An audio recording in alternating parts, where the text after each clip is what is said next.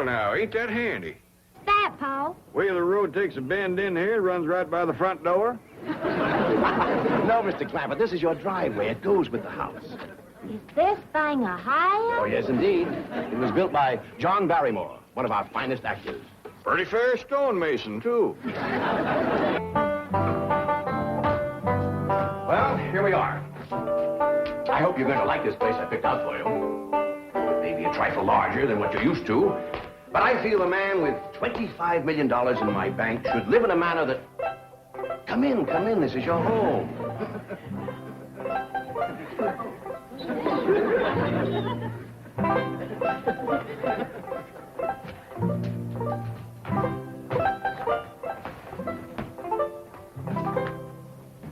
As I say, it may be a bit more than you're used to, but I'm sure you'll be comfortable. Now, my secretary will be over right away to help you with the hiring of servants or whatever problems you may have. She's a very efficient girl, Miss Hathaway. Jed? Jed? Jed? You and Jethro fetch in my stove so I can get some victuals to cooking? Oh, you have a beautiful stove. Thank you. Fetch it in, Jed. You scare up some wood, Ellie. No, I mean you have a stove already installed in the kitchen. Where's that? I'll show you. Excuse us. Ellie, you go with Granny. She'll still need you to fetch some wood. Sure, Paul. Uncle Jed, guess what? There's a whole nother house up here. Jethro, come down from there. Like as not that belonged to somebody else. This is your kitchen. Oh, and here's the stove. The last word in food preparation. And speaking of food, you'll find everything you could possibly want stored right in here. See?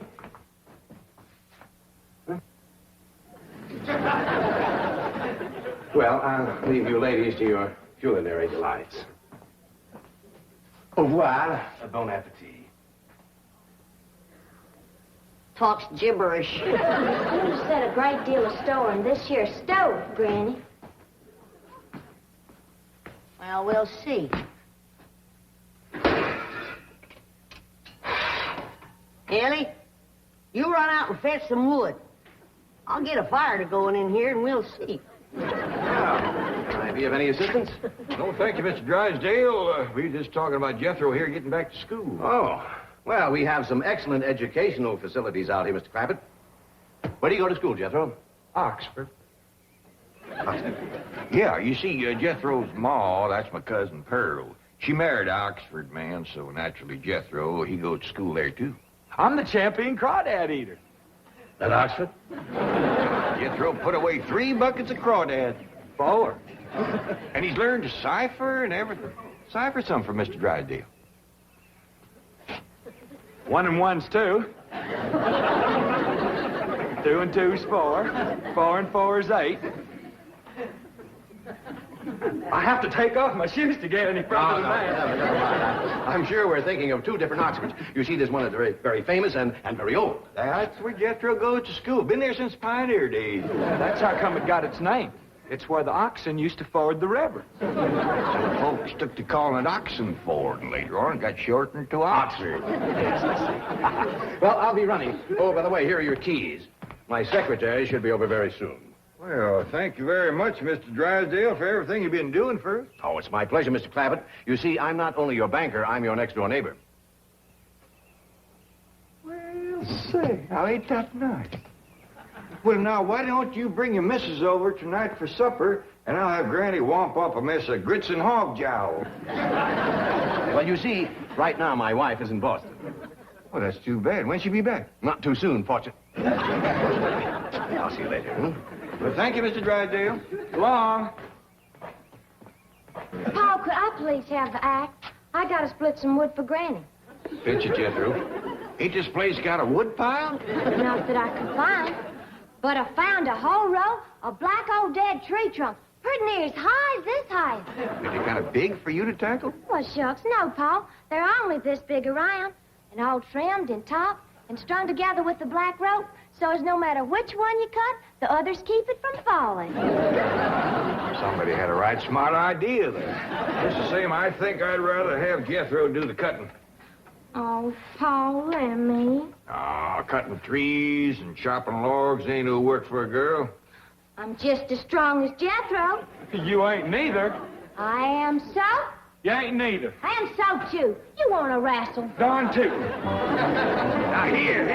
That ain't no fair fight. Somebody's gonna get hurt. Now, yeah, you see? You're getting too rough. Jethro. A person can get crippled from a hold like that. Get up from there. I can't, Uncle Jed. You turn him loose and get up from there before I take a strap to the boot. Now, here, you get out there and chop down one of them tree trunks and saw Granny some nice logs. Yes, sir, Uncle Jed. Could have whooped you if you hadn't tripped me. Abby, come back here and sit down. I want to talk to you. Whooped him fair and square, and I'll do it again. You won't. That's what I want to talk to you about. Ellie Mae, you're getting too big to wrestle with boys. I ain't as big as Jethro. Big that way, I mean, growed up. You're a young lady now. You gotta start minding your manners and fixing yourself up real nice and wearing dresses. Paul, folks would call me a sis. It ain't sissy for girls to act like girls. You see, Ellie, I raised you like a boy, and I was wrong to do it. I reckon every man liked to have a son, and you was my only young'un.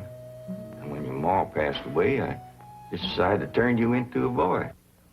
By the time Granny come to help out, you was too wild to tame. By thunder, you could outrun, outclimb, outfight, and outshoot every boy in them hills. I still can, Paul. It ain't fitting. It ain't right for folks to go against nature. Now look at old Duke. Reckon we could turn him into a cat. Of course not. That's right. Because nature made him into a dog. Just the same way nature made you into a girl. Here lately, she's getting more and more positive about it. You mean my years is growing? No, nothing like that. You're pretty. Oh, Paul. I know you don't like it when I say that, but you like it when the young fellas around here come in saying it, and they will. Only they'll probably be using words, fancy words I won't even understand. But Ellie Mae, ain't nobody can ever tell you how pretty you really are, except me. You're the living picture of your ma.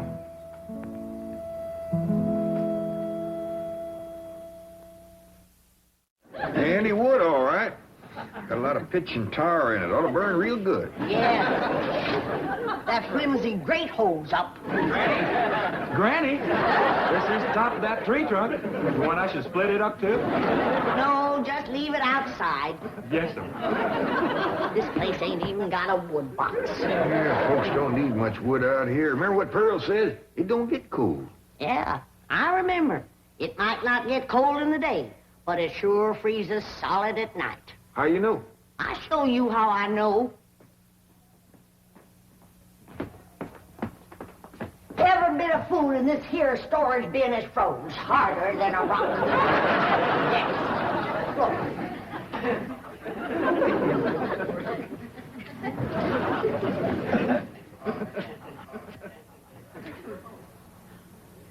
Mighty thin-skinned hog.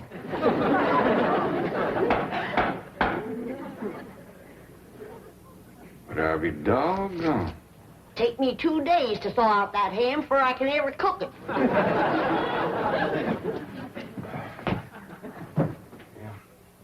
People ought to know better than store food up against the north wall. Tomorrow we'll dig us a root cellar and we put all this stuff in it. Jethro, go on out there and catch us a chicken. Okay, Uncle Jed.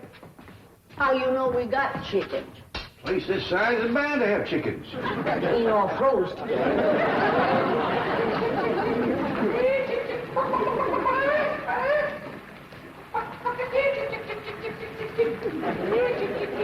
Chick, chick, chick, chick, chick, chick, chick.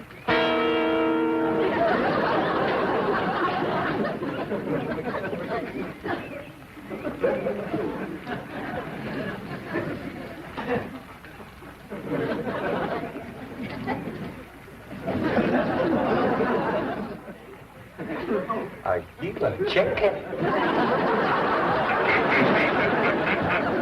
Here's that bucket. You want it? You take it, Ellie. See if you can find a creek. I gotta have some water. Off on this place? It ain't even got a well. Uncle Jed. Yeah, boy. Did you find a chicken? I found something. I ain't sure if it's a chicken, a goose, a duck, or what. Where is it? I couldn't catch it. That thing can outrun a jackrabbit. There ain't no goose or duck. Must be a chicken. If it is, I was right about things growing bigger out here. That thing was this high. Chicken? Ah, Jethro. Honest, it's got legs this long. Gibby's on the drumstick. Drumstick ain't much. Whoever gets that neck is eating from now on. Commences here and runs plumb up to here. Jethro, you ain't forgot what I said about Granny's jug of liquor. I ain't been at Granny's jug. You have your in first. Honest, cross my heart. Where'd you see this chicken? Down by the cement pond. Cement pond. Uncle Jed, that pond is the fanciest thing you ever did see. Why, they are steps. So's the cattle can walk right down into it and get a drink. And up at one end, there's a lady standing there made out of rock. And she's a-pouring water out of a jar right into that cement pond. Oh. Well, that's how come that big old pink chicken to get away from me. Flew right over the top of that there rock lady, landed in that pond, and swam like an otter. Just flapping them big old pink wings and hollering. What color did you say that chicken was? It's pink. Ain't I told you that stuff would stunt your growth? Miss Granny, I didn't touch a drop. You and me is going to the woodshed. Jethro, you swear to be telling the truth? So help me, Jefferson Davis. Your hat off when you speak of the president. He ain't president no more.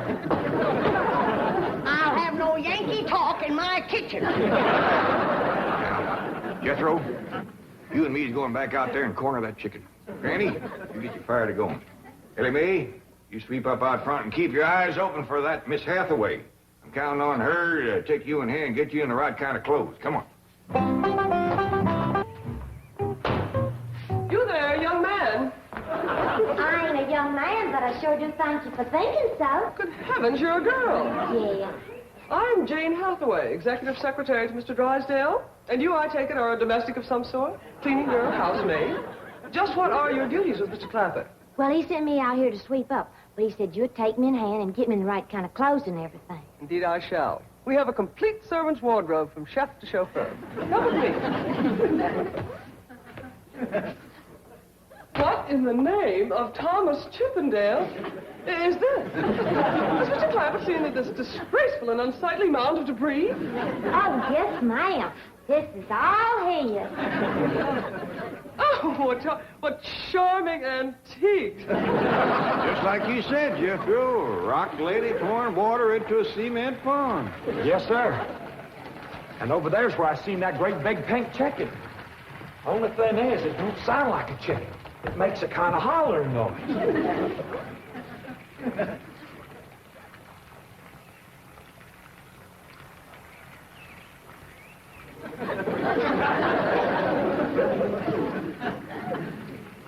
Reckon you'd make a hollering noise, too, if you was to lay egg like that. Man, oh, man.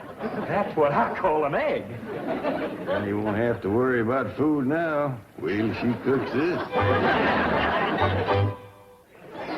Granny, look at this egg. What's all the smoke? Stove don't work. Probably just a stuffed-up flue. Ain't got a flue. Ain't even got a stovepipe. Well, I'll get the shovel and a hoe and rake it out of there. You keep this egg.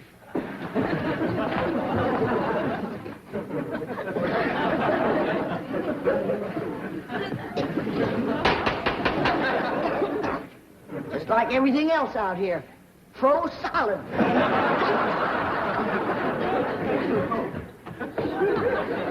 Really, my dear, you look quite charming. Well, I feel like a dead blind Oh. Just a moment. Yes, out now. I'll be right back. Oh, that was my Pa. I take it he's a gardener. Oh, yes, ma'am. Pa just can't wait to commence gardening. Apparently. However, As though I admire his enthusiasm, I must forbid him access through the main entrance. Now, tell me about the rest of the staff. Is there a chauffeur? A what? Someone who does the driving. Oh, yes, ma'am. That's Jethro. Of course, I don't reckon he can stay around very long. He's got to get back to Oxford and go to school. Oxford? He attends Oxford University? Well, he just calls it school. Paul went to school there, too. Oh, yes. Old school time. Great pride, those Oxford men. Sorry I couldn't stop before. Granny was having trouble in the kitchen. Paul, do I have to wear this here stuff that Miss Hathaway... No, there can be no appeal from Mr. Clampetts' orders. Thank you, ma'am. Glad to see you taking a firm hand. Ellie Mae, that's right pretty. Makes you look taller. She's got me walking on pegs. We'll run in and show Granny. And get rid of those old clothes, dear. Granny, I presume, is the cook. Yes, ma'am, but she ain't too happy about it right now. I shall deal with her directly. Now, let's see. Maid, gardener, cook, chauffeur. Oh, I understand Jethro is an Oxford man. You bet he is. I'm quite anxious to meet him. Don't blame you. Fine-looking young feller. Single, too. And he's on the lookout for a girl. I am only interested in the intellectual rapport which I would naturally have with an Oxford man. I presume he went to Eton as a boy. If I know Jethro, he went to Eton the minute he was born. Yes, of course. I suppose his father matriculated him. I kind of think maybe it was his ma. Oh, well, no matter. At any rate, he's an Eton man. That he is. Matter of fact, Jethro won the Eton championship. How marvelous. What was he champion of? Eton. Yes, I know. But what was it? Cricket? Oh, no, it was crawdad. I don't think even Jethro'd eat crickets. I was referring to the game of cricket. Gillian, where's the axe? I'll bet you, Granny. You talk to Miss Hathaway. And just why does Cook need an axe? I've hit this with everything I could lay a hand to. I even whopped it with an iron skillet. You are supposed to hit it with a croquet mallet. All right, where is it? I don't think I'll tell you. There is a time for work and a time for play. Now then, what are we cooking for Mr. Clampett? Well, I don't know what you're cooking him, but if he wants any victuals from me, somebody better shoot a possum. Possum? You got a better idea? But of course, a nice big fluffy souffle. All right. You shoot it and you skin it. You don't even know what a souffle is. What kind of a cook are you? I'm a cook with a stove that don't draw, food that's froze solid, chickens that can't be caught, eggs that can't be broke, and a smart alecky city woman telling me my business. That's what kind of a cook I am. Mind your tongue, little woman. I can have your job. You sure can, and the sooner the better. Jethro's coming, and just wait till you see what he's got. Thank heaven.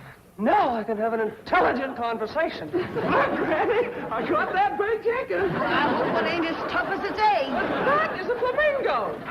Oh, no, ma'am. That's my nephew, Jethro. Jethro, say hello to Miss Hathaway. Howdy, ma'am. This is the big dangest chicken you ever did see. You go to school at Oxford? Yes, ma'am. I'm in the 5th grade. Stop bragging and wring that chicken's neck. Ellie Mae! No, stop, you barbarian.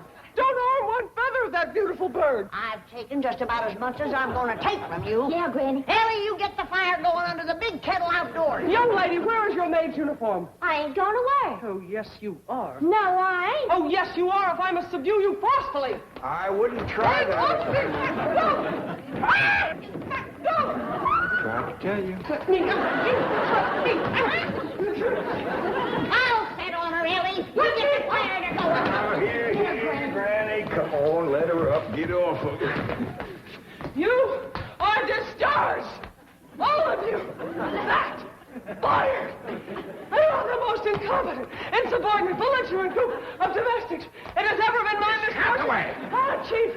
You're just in time to help me take disciplinary action. You're fired. I've already told them. Not them, you.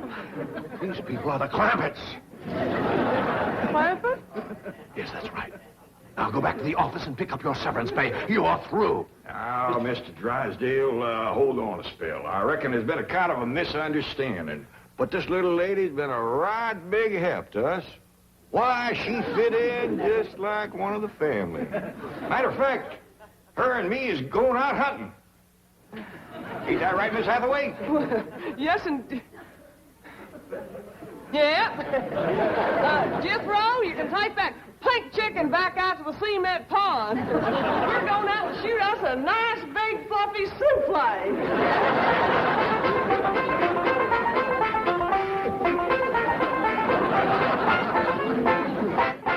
And now back to your regularly scheduled programme.